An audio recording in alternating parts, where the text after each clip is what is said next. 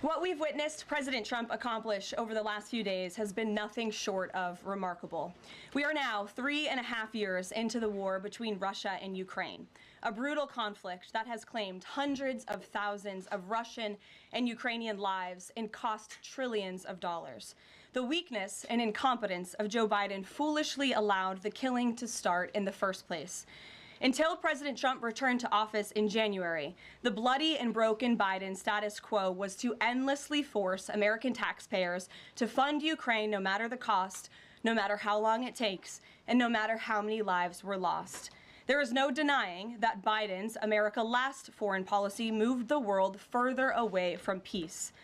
President Trump rejected that failed approach, and instead, over the last 7 months, has relentlessly pursued peace throughout his second term. And thanks to President Trump's efforts, we finally have movement after years of deadly gridlock. On Friday, as you all know, many of you were there, President Trump hosted Russian President Vladimir Putin in Anchorage, Alaska, for a bilateral meeting.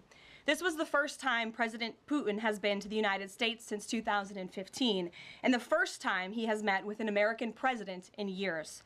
President Putin publicly confirmed what President Trump has said all along. The war between Russia and Ukraine never would have started in the first place if President Trump were in office. This was always obvious to any person with a shred of common sense.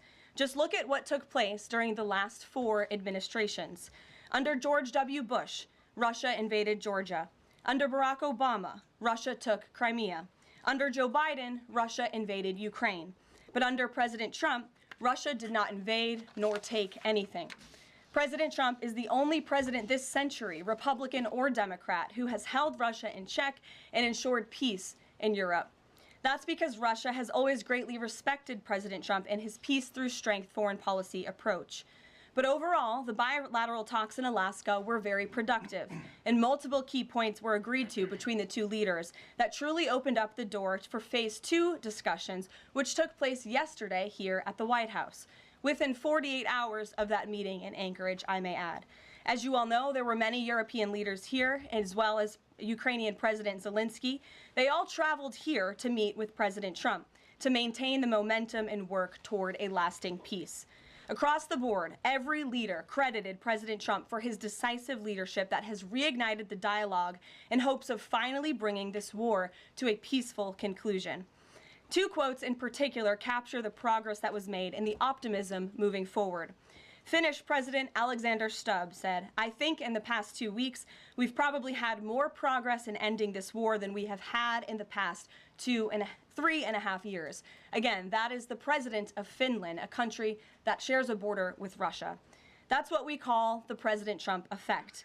NATO Secretary General Mark Rutte also summed it up well.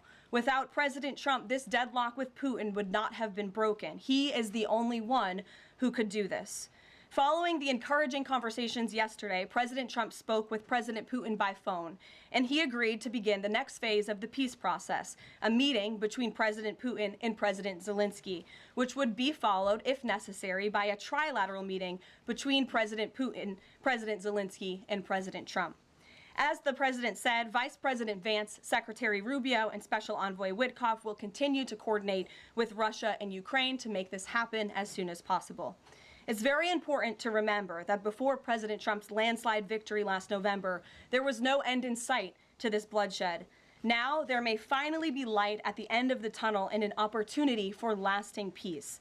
That's because President Trump is the peace president, and American leadership is back on the world stage. It should not be lost on anyone in this room that world leaders are coming right here to Washington, D.C. for help. While previous presidents have traveled halfway around the world to apologize for America, President Trump stands up for America, and he has firmly restored America's status as the undisputed leader of the free world. However, one thing that has absolutely not changed is the media's negative and downright false coverage of President Trump and his foreign policy accomplishments. From the beginning of this entire process, much of the left-wing media has been actively rooting against the President of the United States in the pursuit of peace. Initially, the media ridiculously claimed that President Trump was somehow beholden to Russia for even agreeing to have a face-to-face discussion with President Putin inside of the United States. The media said President Trump was making a grave mistake by, quote, legitimizing Putin. They were aghast that President Trump would treat another world leader like a world leader. The media relentlessly attacked President Trump and claimed he suffered a, quote, major defeat for not immediately emerging with a final agreement, even though he said heading into that meeting, this was a meeting to listen and to understand how to move the ball forward.